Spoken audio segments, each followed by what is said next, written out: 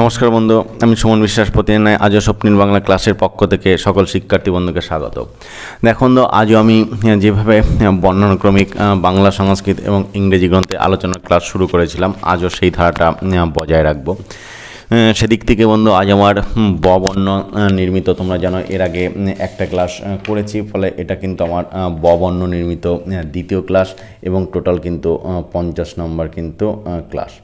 আজও বন্ধু আমি চেষ্টা করব ক্যামেরার নেপথ্যে থেকে গোটা বিষয়টাকে বোঝানোর চেষ্টা করতে, কেননা সাহিত্যের ইতিহাসে ক্লাসে বোর্ড ওয়ার্ক তেমন প্রয়োজন হয় না। বিষয়টাকে যদি ঠিকঠাক বুঝিয়ে দিয়ে যায় তাহলেই যথেষ্ট। আজও কিন্তু সেই চেষ্টাটাই কিন্তু করব, গোটা বিষয়টা তোমাদের সামনে ঠিকঠাকভাবে তুলে ধরার জন্য।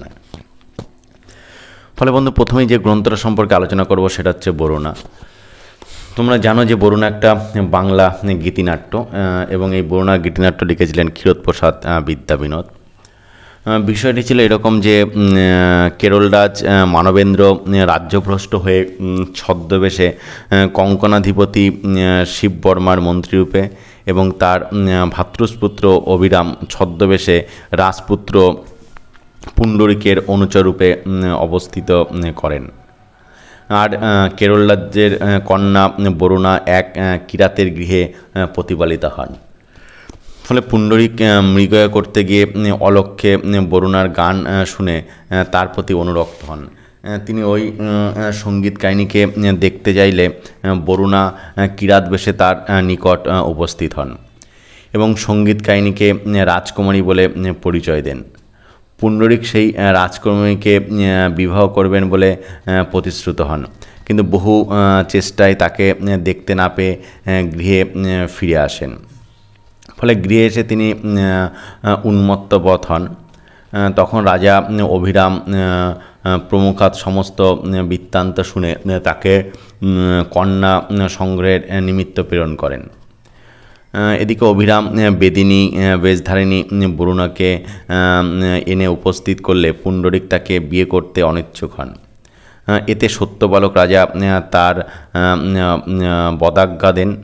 পরে মন্ত্রী অনুরোধে রাজা তাকে স্বীয় মনোমত পাত্রী সংগ্রহের নিমিত্ত 1 বছর অবসর দেন এবং পাত্রী না পাইলে বরুণাকে বিবাহ অথবা জীবনদান করতে হবে এইরূপ আদেশ করেন। রাজপুত্র বহু অন্বেষণ রাজকুমারীর কোনো সন্ধান পান না। শেষে তিনি বিপন্নাবস্থায় জলে ঝাঁপ দিলে বরুণা তাকে উদ্ধার করে। 1 বছর পরে তিনি গৃহে ফিরে এসে বরুণাকে বিয়ে করেন। রাজার পালিতা কন্যা মাধবীর সঙ্গে অভিরামের কিন্তু বিয়ে হয়ে যায়। এটাই ছিল কিন্তু বন্ধু ক্ষীরোদপ্রসাদ বিদ্যাবিনোদের বরুণা গীতি নাট্যের প্রধান বিষয়। চলে যাব পরবর্তী গ্রন্থ বর্তমান ভারত। তোমরা জানো বর্তমান ভারত একটা বিখ্যাত বাংলা প্রবন্ধ গ্রন্থ, বলার অপেক্ষা রাখে না। এটা লিখেছিলেন কিন্তু স্বামী বিবেকানন্দ। বর্তমান ভারত প্রথমে প্রবন্ধাকারে উদ্বোধন নামক পাক্ষিক পত্রে প্রকাশিত হয়েছিল। বিষয়টা এরকম যে ভারত সমাগত যাবতীয় জাতির মানবিক ভাবরাশি সমুদ্ভূত দ্বন্দ্ব সহস্র বর্ষব্যাপী কাল ধরে তাদের পরিচালিত এবং ধীরে ধীরে শ্রেণীবদ্ধ, উন্নত, অবনত, পরিবর্তিত করিয়া দেশে সুখ দুঃখের পরিমাণ কীরূপে কখন হ্রাস কখন বৃদ্ধি করেছে এবং কিভাবে বিভিন্ন জাতির সংমিশ্রণে বিভিন্ন আচার ব্যবহার কার্যপ্রণালীর মধ্যেও এই আপাত অসম্বন্ধ ভারতীয় জাতিসমূহ কোনো সূত্রেই বা আবদ্ধ হইয়া নিজেদের হিন্দু বলে সমভাবে পরিচয় দিয়েছে এবং কোন দিকেই বা এদের ভবিষ্যতের গতি, গুরুতর দার্শনিক বিষয় বর্তমান ভারত প্রবন্ধে প্রাবন্ধিক বিবেকানন্দ খুব সুন্দরভাবে কিন্তু তুলে ধরার চেষ্টা করেছেন। ফলে যে বিবেকানন্দকে আমরা একমাত্র মহাপুরুষ হিসাবে চিনতাম না বন্ধু, তার পাশাপাশি বিবেকানন্দের একটা কিন্তু লেখক সত্তা কিন্তু রয়েছে এবং বাংলা গদ্যে শিল্পে তার যথেষ্ট কিন্তু দক্ষতার পরিচয় আমরা কিন্তু পেয়েছি। পরবর্তী উল্লেখযোগ্য গ্রন্থ বলিদান। তোমরা জানো এটা কিন্তু বাংলা একটা সামাজিক নাটক এবং এটা লিখেছিলেন কিন্তু গিরিশচন্দ্র ঘোষ। বিষয়টা ছিল এরকম যে করুণাময় বসু চাকুরিজীবী, তার আয় অতি অল্প এবং তাকে 3 কন্যার বিয়ে দিতে হবে। তিনি নিজের বাড়িখানি বাধা দিয়ে অতি কষ্টে জ্যেষ্ঠা কন্যার বিয়ে দিলেন। তিনি অঙ্গীকৃত পণের টাকা সমস্তই দিলেন, কিন্তু তাতেও বরের এবং তার মাতার মন কিন্তু উঠল না, অর্থাৎ মন ভরল না। পণের টাকা পেয়ে তারা খুশি হলো না, হয়তো টাকার পরিমাণ অল্প ছিল তাদের কাছে।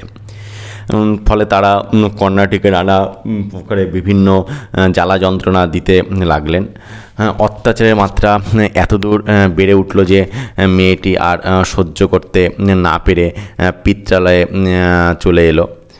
এদিকে করুণাময়ের দ্বিতীয় কন্যার বিবাহকাল উপস্থিত হইল। অর্থাভাবে করুণাময় এক বৃদ্ধ বিপত্নীকের হাতে কন্যারত্নকে তুলে দিয়ে কোনো ক্রমে জাতি রক্ষা করলেন।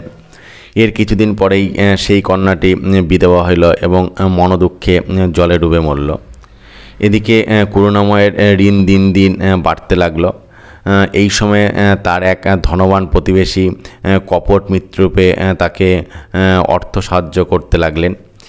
এই ধনবানের দুলাল চাঁদ নামে এক অকাল কুষ্মাণ্ড পুত্র ছিল, মানে অপদার্থ যাকে বলতে পারো। ফলে ধনবান নিজের অর্থের বিনিময়ে দুলাল চাঁদের নিমিত্ত করুণাময়ের কনিষ্ঠা কন্যার পানি প্রার্থনা করলেন, মানে বিয়ে দিতে চাইলেন। পানি প্রার্থনা করা মানে হাত ধরা সংস্কৃততে, মানে বাংলায় বিয়ে করা যাকে বলা হচ্ছে। করুণাময় অনন্যপায় হয়ে এই ঘৃণিত প্রস্তাবে সম্মত হইতে বাধ্য হইলেন, কিন্তু বিয়ে রাত্রিতে আরেকটি ভালো পাত্র জুটল। সে বিনাপণেই করুণাময়ের কনিষ্ঠ কন্যার পানিগ্রহণে সম্মত হইল। ফলে করুণাময় উভয় সংকটে পড়ে উদ্যোতনে প্রাণ পরিত্যাগ করলেন। তার পতিব্রতা পত্নীও এই লোমহর্ষক দৃশ্য, মানে লোমহর্ষক মানে শিহরিত হয়ে ওঠে এবং দৃশ্য সহ্য করতে না পেরে পতির মানে নিজের স্বামীর শব্দের উপর পতিত হইয়া তার অনুগমন করিলেন, অর্থাৎ জ্বলন্ত চিতায় জীবন্ত অবস্থায় কিন্তু আত্মহতি দিলেন। এটাই ছিল বলিদান।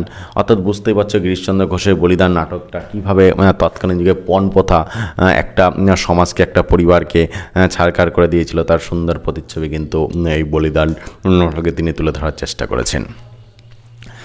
তবে পড়ার মাঝে বন্ধুদের একটা কথা বলে রাখি যে শিক্ষাকে সকলের দুয়ারে দুয়ারে পৌঁছে দেওয়া পুণ্যের কাজ। তাই এখনো পর্যন্ত যারা তোমাদের প্রিয় স্বপ্নিল বাংলা চ্যানেলটাকে সাবস্ক্রাইব করেনি তারা সাবস্ক্রাইব করে পাশে থাকা বেল আইকনটাকে প্রেস করে দিও সবার আগে সমস্ত ভিডিওর আপডেট পেতে। পরবর্তী উল্লেখযোগ্য গ্রন্থ বসন্ত উৎসব। তোমরা জানো বন্ধু, এটা একটা বাংলা গীতিনাট্য এবং এটা লিখেছিলেন স্বর্ণকুমারী দেবী। বিষয়টা এরকম যে দুটি প্রেমিক এবং দুটি প্রেমিকার চরিত্র এবং পরস্পর মিলন এতে বর্ণিত হয়েছে। এর পাত্রপাত্রীর উক্তিগুলি গীতাকারে নিবন্ধ, গীতাকার মানে হচ্ছে গানের আকারে কিন্তু এইগুলোকে তুলে ধরা কিন্তু হয়েছে। পরবর্তী উল্লেখযোগ্য গ্রন্থ হচ্ছে বহুবিবাহ রহিত হওয়া উচিত কিনা। বুঝতেই পারছো নামটা শুনে, এটা ঈশ্বরচন্দ্র বিদ্যাসাগরের লেখা একটা প্রবন্ধ গ্রন্থ। মানে বিষয়টা ছিল এরকম যে এদেশীয় কুলিনদিগের মধ্যে বহুবিবাহ প্রথা নিবারণ করাই, মানে বন্ধ করাই এই গ্রন্থের উদ্দেশ্য ছিল। এতে বহুবিধ যুক্তি এবং প্রমাণ সহকারে বহুবিবাহের দোষ তুলে ধরা হয়েছে এবং সেই বিষয়ে শাস্ত্রীয় প্রমাণ সমূহ উদ্ধৃত এবং ব্যাখ্যাত হয়েছে এবং বিবাহের যুক্তি খণ্ডন করাও কিন্তু হয়েছে। পরবর্তী উল্লেখযোগ্য গ্রন্থ বাগদত্তা। তোমরা জানো যে বাগদত্তা হচ্ছে অনুরূপা দেবীর লেখা একটা মানে উপন্যাস গ্রন্থ বলতে পারো। বাগদত্তা কথাটা মানে হচ্ছে তোমরা জানো বন্ধু, অর্থাৎ যে মেয়ে বিয়ের জন্য কাউকে কথা দিয়েছে তাকে বলা হচ্ছে বাগদত্তা নারী। যেমন শরৎচন্দ্রের দত্তা বলে একটা উপন্যাস আছে, তোমরা সেখানে পড়েছ। বিষয়টা এরকম যে উমাকান্ত ভট্টাচার্য সার্বভৌম মহাশয়ের দুই পুত্র, একটা ভক্তিনাথ আর একটা হচ্ছে শচীনাথ। ভক্তিনাথ নৈতিক ব্রাহ্মণ, কিন্তু শচীনাথ কলিকাতায় থেকে কলেজে অধ্যয়ন করে, সুতরাং পাশ্চাত্য ভাবাপন্ন অর্থাৎ বিদেশি ভাবাপন্ন। ভক্তিনাথের বিয়ে হয়েছে, শচীনাথ এখনও কুমার। উমাকান্ত ভট্টাচার্যের গ্রামবাসী হরিনারায়ণ এবং শিবনারায়ণ নামক দুই অভিন্ন হৃদয় সহোদর, অর্থাৎ তারা হচ্ছে সহোদর মানে হচ্ছে একই মায়ের পেটের সন্তান। হরিনারায়ণ তার একমাত্র মাতৃহীন পুত্র মনীষকে সহোদর শিবনারায়ণের হাতে সমর্পণ করে ইহলোক ত্যাগ করলেন, অর্থাৎ মারা যান। এদিকে শিবনারায়ণও তার স্ত্রী করুণাময়ী মনীষকে পুত্রাপেক্ষা অধিক ভালোবাসেন। মনীষ এবং শচীনাথের মধ্যে বিশেষ বন্ধুত্ব। শিবনারায়ণের পুত্র সত্য ডানপিটে ছেলে। গৌরী নাম্নী একটি বালিকা তার খেলার সাথী। শচীনাথ কলকাতায় যে মেসে থাকে তার পাশের বাড়িতে একটি মেয়েকে দেখে ভালোবেসে ফেলে। মেয়েটির নাম কিন্তু কমলা। কমলার সহোদর ভ্রাতা শচীনাথের সঙ্গে ভগিনীর বিবাহ দিতে আপত্তি নেই, কিন্তু রাঢ়ী বারেন্দ্র মিলনের সার্বভৌম মহাশয়ের আপত্তি হইতে পারে এই ভয় করে শচীনাথ প্রকারান্তরে পিতার মতো হইল। কিন্তু ইতোমধ্যে কমলার ভাতৃবিয়োগ হয়, ভাতৃবিয়োগ যখন ভাই মারা গেল, তারা কাশী চলে গেল। শচীনাথ আর তাদের সন্ধান পাইল না। মনীষেরা একবার কাশীতে বেড়াইতে গেল এবং অনাথা কমলাকে পাইল। কমলা আশ্রয়হীনা, মনীষেরা তাকে দেশে নিয়ে আসলো। মনীষ এবং কমলা উভয়ের প্রতি প্রণয়াসক্ত, অর্থাৎ ভালোবাসে। কিন্তু মনীষের সঙ্গে কমলার বিবাহ হইল না। কমলার এক মাতুল এসে উদয় হইল, মাতুল মামা, এবং প্রচুর টাকা দাবি করল। শিবনারায়ণ পণদানে অস্বীকৃত হইল। কমলার মাতুল কমলাকে নিয়ে চলে গেল। ঘটনাক্রমে শচীনাথ কমলার সন্ধান পেয়ে তাকে বিয়ে করল। শচীনাথ কমলাকে নিজের থেকেও বেশি ভালোবাসত, কিন্তু মনীষগত প্রাণা কমলা শচীনাথকে ভালোবাসতে পারল না। একদিন পাড়ার একটি বাড়িতে আগুন লাগলো। কমলার ইঙ্গিতে শচীনাথ অগ্নিকুণ্ডে লাফ দিয়ে একটি রমণী এবং তার পুত্রকে উদ্ধার করল, কিন্তু শচীনাথ প্রাণ হারালো। সার্বভৌম মহাশয়ের সঙ্গে কমলা কাশীবাস করতে লাগলো। এদিকে ঘটনাক্রমে কিছুদিন পরে মনীষের সঙ্গে একদিন কমলার কাশীতে দেখা হলো। মনীষ প্রতিজ্ঞা করল যে আর কখনো তার সঙ্গে দেখা করবে না। মনীষ চির কৌমারব্রত অবলম্বন করেছিল। ফলে গ্রন্থকর্তী এই পুস্তকে বিবাহ কার্যে রাঢ়ী বারেন্দ্র প্রভৃতি শ্রেণীবিভাগ যে বর্তমান যুগে সমাজের পক্ষে হিতকর নয় তার প্রমাণ কিন্তু দেওয়ার কিন্তু চেষ্টা করেছেন। অর্থাৎ কখনোই বর্তমান সময়ে বিবাহের ক্ষেত্রে শ্রেণীবিভাগ করা উচিত নয়। একে অপরকে প্রণয়ের বন্ধনে যদি আবদ্ধ হয় বা পছন্দ করে বিয়ে করে, বা তারা যদি নিজের ইচ্ছাই যদি মেনে নিয়ে বিয়ে করে, সেটাই ভালো। জাতপাতের এখন আর বিভেদটা না রাখাই কিন্তু উচিত। দেখো বন্ধু, যে বাংলা সংস্কৃত এবং ইংরেজি গ্রন্থের বর্ণক্রমিক সংক্ষিপ্ত যে আলোচনা ক্লাসটা তোমাদের কাছে খুবই গুরুত্বপূর্ণ, কারণ বিভিন্ন কম্পিটিশন পরীক্ষায় এখান থেকে প্রশ্ন আসে। তাছাড়া এসএসসি এমএসসি পরীক্ষায় প্রশ্ন আসে। এমনকি ইউনিভার্সিটিতে তুমি যে কলেজেই পড়তে যাও না কেন, তোমাকে কোনো একটা সেমিস্টারে কিন্তু 50 নম্বর সাহিত্য ইতিহাস পড়তে হয়। সেখানে 2 নম্বর 5 নম্বর বা 10 নম্বর প্রশ্ন তোমাকে লিখতেই হচ্ছে। সেদিক থেকে কিন্তু বন্ধু আমি বলবো যথেষ্ট গুরুত্ব কিন্তু এই বাংলা সংস্কৃত এবং ইংরেজি গ্রন্থের সংক্ষিপ্ত আলোচনার এই ক্লাসটা। ফলে আশা করছি তোমরা ক্লাসটা মনোযোগ দিয়ে শুনবে, তাতে বলার অপেক্ষা রাখে না। পরবর্তী উল্লেখযোগ্য গ্রন্থ বাংলার বেগম। তোমরা জানো বন্ধু, এটা ব্রজেন্দ্রনাথ বন্দ্যোপাধ্যায় লিখেছিলেন। বিষয়টা এরকম, নবাবী আমলের বাংলার ইতিহাসের সঙ্গে বেগমের যে কীর্তি কাহিনী এখানে তুলে ধরা হয়েছে। এই গ্রন্থে বেগম, লুৎফুন্নিসা, আমিনা, আলীবর্দী বেগম, মণি বেগম, ঘসেটি, জিন্নতুন্নিসা, এই 6 জন বেগমের চিত্র কিন্তু লেখক খুব সুন্দরভাবে কিন্তু এই বাংলার বেগম গ্রন্থে কিন্তু তুলে ধরেছেন। দেখুন, এখান থেকে কোন ধরনের প্রশ্ন হয় তোমাদের একটু বলে রাখি, তাহলে বুঝবে। ধরো তোমাকে বললো যে বাগদত্তা উপন্যাসটা কার লেখা, তখন তোমাকে বলতে হবে অনুরূপা দেবী। তোমাকে বললো বহুবিবাহ রহিত হওয়া উচিত কিনা, এটা কোনো কার লেখা গ্রন্থ, ঈশ্বরচন্দ্র বিদ্যাসাগর গ্রন্থ। কিংবা বর্তমান ভারত কার লেখা, স্বামী বিবেকানন্দ। বর্তমান ভারত গ্রন্থটা কোথায় প্রথম প্রকাশিত হয়েছিল, তখন বলতে হবে তোমাকে উদ্বোধন পত্রিকায়। এরকমভাবে কিন্তু বন্ধু তোমাকে প্রশ্নগণা দেবে। বা বরুণা নামক গীতিনাট্যটা কার লেখা, তখন বলতে হবে ক্ষীরোদপ্রসাদ বিদ্যাবিনোদ। ফলে এরকমভাবে প্রশ্ন করবে, আর এইভাবে কিন্তু তোমার উত্তরটা দিতে হবে। পরবর্তী উল্লেখযোগ্য গ্রন্থ হচ্ছে বাংলার ইতিহাস। জানো এটার প্রথম ভাগ এটা লিখেছিলেন কিন্তু রাখাল দাস বন্দ্যোপাধ্যায়, একজন ঐতিহাসিক, তোমরা নিশ্চয়ই নাম শুনে থাকবে।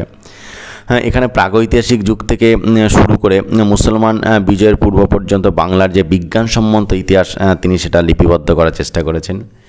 এবং বাংলার প্রাগৈতিহাসিক যুগ প্রথম পরিচ্ছেদে বর্ণিত হয়েছে এবং দ্বিতীয় পরিচ্ছেদে বাংলার আদিম অধিবাসী ও আর্য বিজয়, তৃতীয় পরিচ্ছেদে মৌর্যাধিকার এবং শকাধিকার, চতুর্থ পরিচ্ছেদে গুপ্তাধিকারকাল, পঞ্চম এবং ষষ্ঠ পরিচ্ছেদে গুপ্ত রাজবংশের উত্থান ও পতন, সপ্তম অষ্টম নবম ও দশম পরিচ্ছেদে পাল বংশের অভ্যুদয়, গুর্জ রাষ্ট্রকূট দ্বন্দ্ব, দ্বিতীয় পাল সাম্রাজ্যের প্রতিষ্ঠা এবং পাল বংশের অধপতন, এবং একাদশ এবং দ্বাদশ পরিচ্ছেদে সেন রাজবংশ এবং মুসলমান বিজয় সম্বন্ধে যাবতীয় ঐতিহাসিক তথ্য কিন্তু লিপিবদ্ধ করা হয়েছে।